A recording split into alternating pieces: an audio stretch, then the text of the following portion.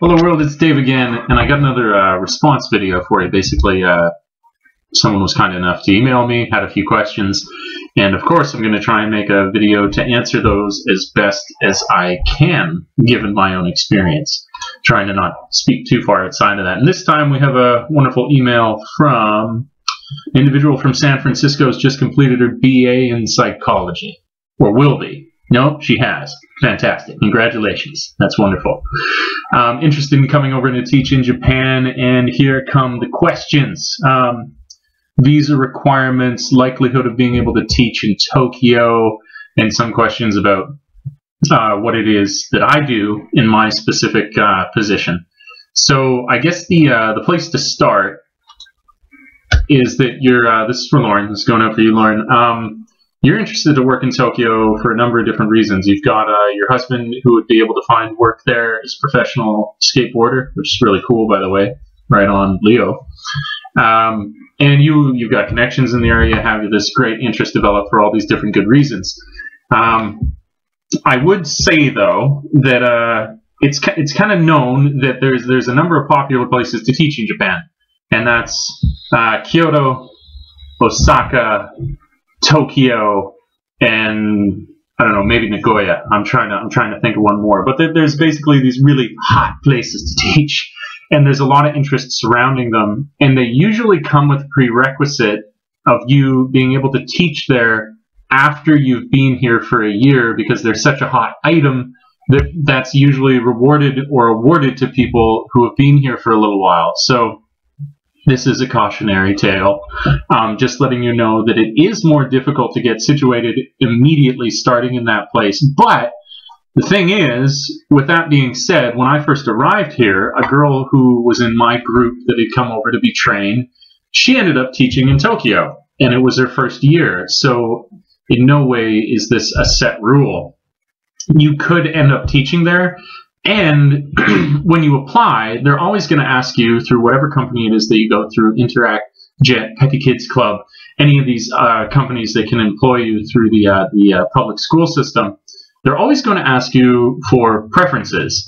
And the stronger your case can be for you wanting that, then they're going to try and award it on that basis, you know. And you have a number of good reasons. And so I would just acknowledge the fact that it is slightly more difficult when applying for somewhere as popular as Tokyo, but you shouldn't just cut it out for the reason that I mentioned. It's as popular as it is. I've seen people as soon as when I came over get a position right away there. So there you go. You know, absolutely, it's a possibility, and you got a bunch of good reasons.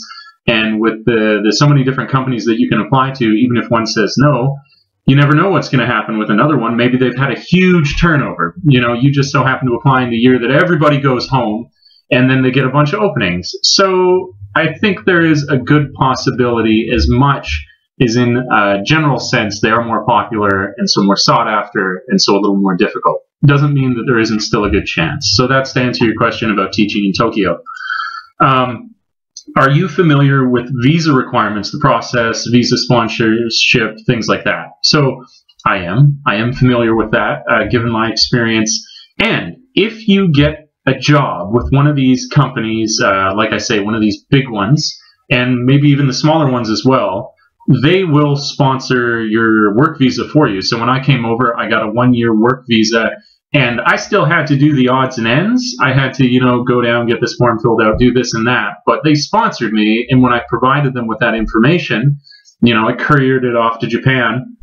They took care of it, and I got my work visa very simply through them.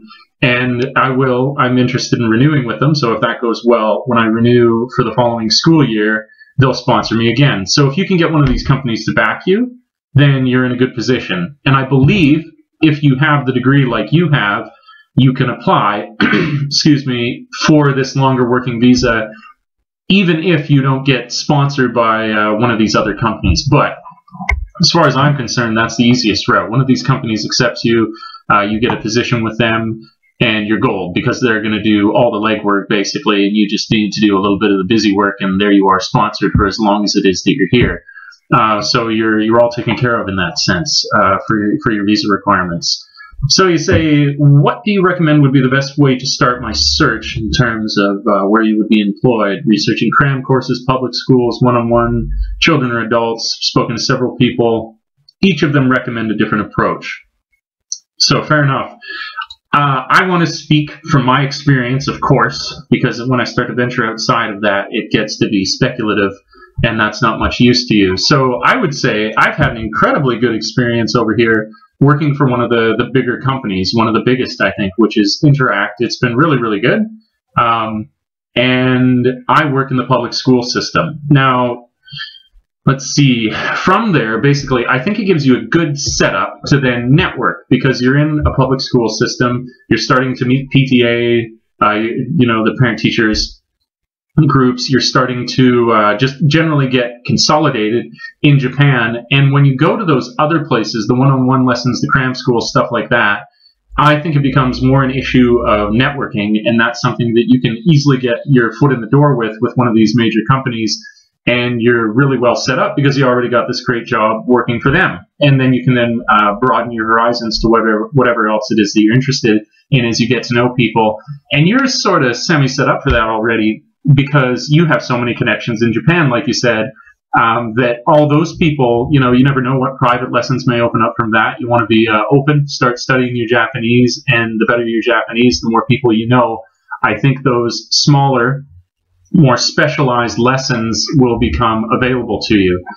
So I'm going, I suggest going with one of the bigger companies maybe initially, but then through your networking, you're going to be able to branch out into whatever a dozen other things that you want to do. You could be teaching at the public school during the day or whatever public schools you're at, and then in the evenings, if you want, take on a little extra work, probably higher paying on average because it's a one-on-one lesson or something, going to, whether it's a cram school in the evening or you're going to one-on-one lessons.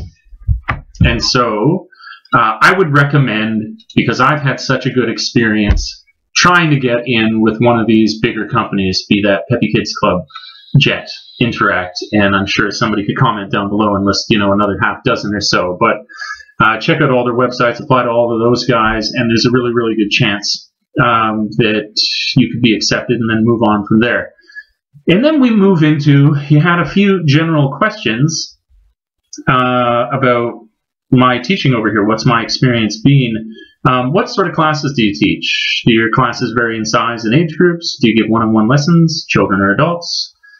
So, to answer those, let's move through them step by step. Your classes vary in size and age groups. What classes do you teach? So, I work in the public school system and I work at a junior high school. So, I teach 3 grades, 1, 2, and 3. And so, the equivalent in, I think, Canada or America would be grades 7, 8, 9, and 10. It corresponds to, so you're looking at like, low is maybe 7, 8, 9, actually. But you're looking at ages between 12 and upwards of 15 and 16, I think, in your highest grades. So, yes, I teach a variety of kids. I teach a variety of ages.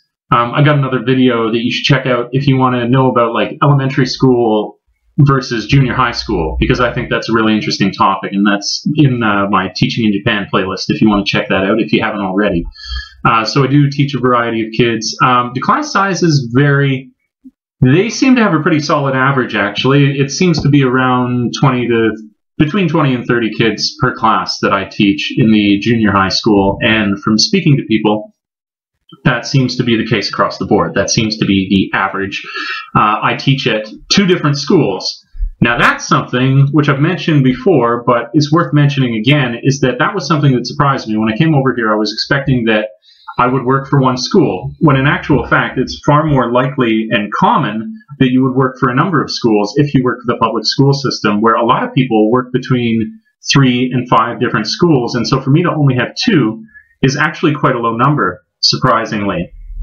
I far prefer it, but that's a personal preference, where I think it's good that I teach in fewer schools, because then I can develop better relationships with everyone because I have the time to do so. But other people just like the variety of going around to all these different schools. But it's just worth mentioning because I didn't know that you could potentially work at so many schools in the course of the week. So that's good to know. That's something I should pass along to you here. Do you give one-on-one lessons? I could, now that I'm a little more networked, I could speak to people, see if people want to do it outside of it, but I haven't.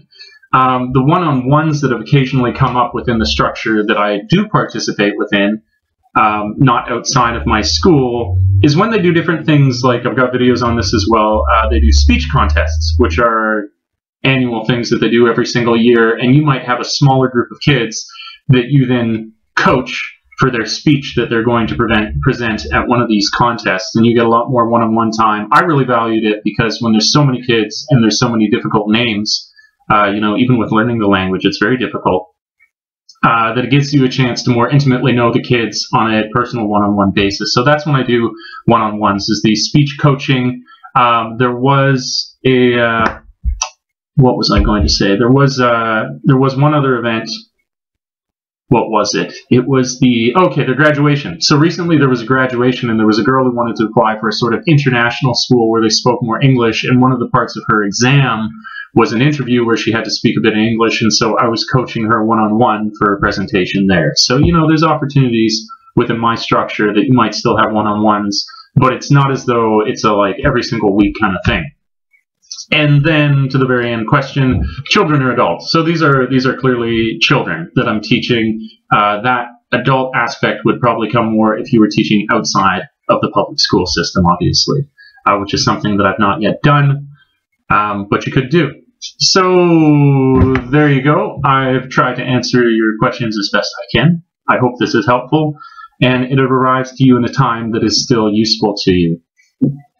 So thanks for emailing me. I appreciate that. If you have any other questions or comments, please do, either comment on the video or toss me another email, and I'll see what I can do to try and help you out. So that's that for now. Hope this has been useful. Like, comment, subscribe. I'll be making more videos. If you have a question, like Lauren did, please do email me with your questions, and I will do my best to give a response that is helpful given my experience. All right. Like I like to say, until we meet again next time, world, thanks for tripping with Dave. Ciao for now. Peace.